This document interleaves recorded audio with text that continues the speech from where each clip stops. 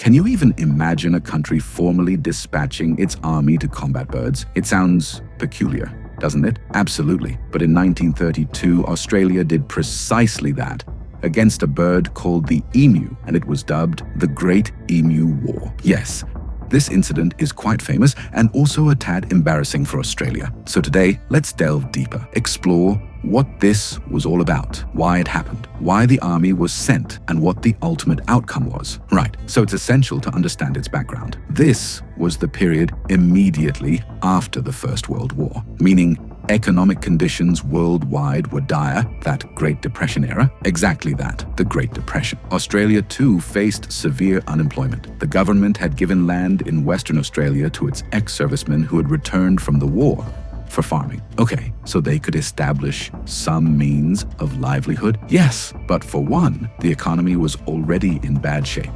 And on top of that, the land wasn't particularly fertile. The farmers were already struggling. And then, to compound their troubles, came the emu birds. How large are they, by the way? They are quite large, nearly 6 feet tall, and they cannot fly. They live on the ground, resembling ostriches, but are distinct. 6 feet tall and 20,000 of them. Sources do indicate that. Yes, approximately 20,000 emus, having spent their breeding season inland, were migrating towards the coast in search of water and food, and on their way, they encountered these new farmlands. Precisely that region of Western Australia, the Campion district, where wheat had been cultivated, was like a feast for the emus, so they began to eat the crops. Not just eat, they devastated them, and their flocks would pass through, so those wooden fences around the fields, they broke those down too. Oh dear, broke, rabbits, and other animals would also enter and damage the crops.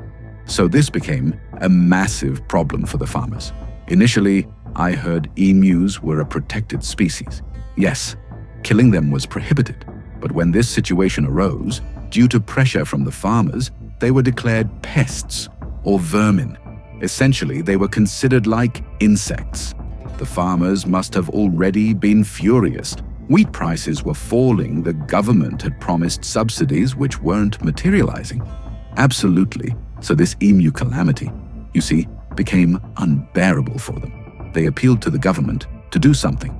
A delegation went to the Minister of Defense. And what did they request? Assistance? Or they specifically asked for machine guns. Because these farmers, they were ex-soldiers. They knew how to operate weapons. Machine guns for birds? That's quite something. And even more remarkably, the Minister of Defense, Sir George Pierce, he actually agreed. Perhaps he thought it would be good target practice for the soldiers. Oh, was that also a reason? Yes, that's also suggested. And also, the feathers of the emus. You know, they were used in soldiers' hats. So perhaps that was another objective.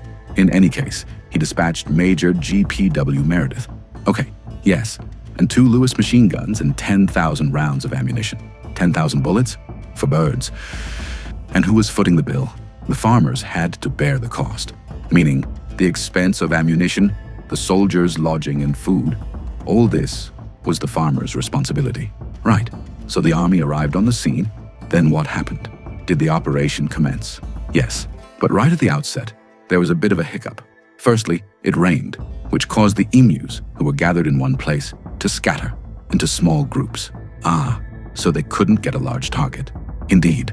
And then, when the army initiated its operation, a surprising fact emerged. What was that? It was that killing emus was not easy. They proved to be, you could say, very cunning. Cunning? Birds? Yes. Major Meredith himself wrote in his report that these emus seemed to have adopted guerrilla tactics. They wouldn't gather in large flocks. Really? Instead, as soon as they sensed danger, they would split into small groups. And each group had a leader who would keep watch and alert the others. This made it difficult to target many of them simultaneously with a machine gun. That's quite fascinating. And secondly, they were incredibly resilient. The major stated that many times, even after being hit by bullets, they would keep running. He compared them to tanks, as if bullets had no effect on them. To tanks? Comparing birds to tanks? So the army found itself in a difficult situation. Very much so. Some incidents were so embarrassing for the army. For instance, once, they tried to encircle about 1,000 emus near a dam. The plan was to gun them down with the machine gun. Yes, but just as it was time to fire, the machine gun jammed. Oh no, right at the crucial moment. Indeed, only about 10 or 12 emus were killed. The rest all fled. Only 12 out of 1,000. That was a major failure. And another attempt involved mounting the machine gun on a truck to chase down and shoot the fleeing emus. Sounds like a good idea? No, it was a complete failure. Firstly, the ground was so uneven that the truck kept shaking, making aiming impossible. Right, and once, it was just too much. An emu came running and got stuck in the truck's steering wheel. What? In the steering wheel? Yes, and because of that, the truck went out of control and crashed into a fence. So, an emu, in a way, wrecked the truck. This incident is like a scene from a comedy film. Absolutely. And look at the ammunition situation. An early report stated that approximately 2,500 rounds were fired. Yes, and it's estimated that only 50 to perhaps 300 emus were killed. 2,500 bullets for only 50 to 300. That means, on average, 10 or even more bullets were wasted per emu. Yes, that's the calculation. This was hardly a military success. So, what was the reaction from the media and the public? The media thoroughly ridiculed it. The satirical name, the Great Emu War, was also coined by the media. There were significant questions raised about it in Parliament too. Naturally, an opposition leader even went so far as to say that if anyone deserved a medal in this war, it wasn't the soldiers, but the emus, because they won every round. That was a huge humiliation. Yes, although intermittently. There were some reports that 100 emus were killed in a week, or one report suggested that perhaps a total of 986 emus were killed. 986, ? Okay, some success was achieved. Yes, but how many bullets did it take? Nearly 10,000.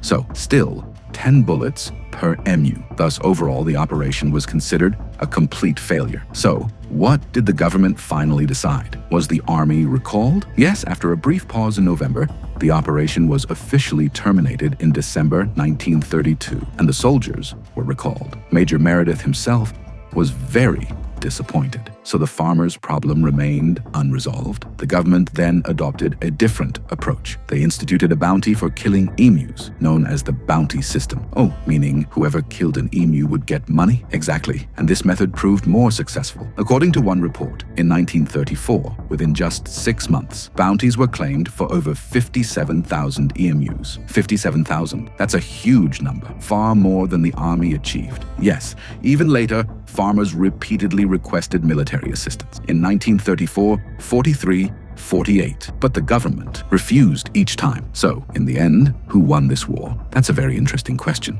The military operation was clearly a failure, rather, a source of embarrassment. True, the emus, yes, many were killed, especially through the bounty system. But the species survived. Millions of emus still exist in Australia today. So, in a way, they didn't lose. They didn't lose. And the farmers, how was their problem eventually solved? They learned to install better, stronger, and taller fences. That proved to be a more effective solution. Meaning, instead of machine gun technology, a simple solution worked. Absolutely. And look at the irony. Today, the very emu bird against which the army was dispatched is part of Australia's national emblem, the coat of arms, alongside the kangaroo. Really? That's remarkable. Meaning, what was considered an enemy is now a national symbol. Yes, so this was the Great Emu War's strange and peculiar story. A clash between economic hardship, human audacity, and nature, which culminated in military failure. And perhaps it also teaches us that sometimes we humans, especially with modern technology, believe we can conquer nature. Yes, it seems so. But this incident reminds us that nature has its own power, its own strategy, and perhaps the solutions to problems don't always lie in the use of force. Sometimes we need to find a way to work in harmony with nature. Absolutely, it's food for thought. Is war or conflict the only solution to every problem?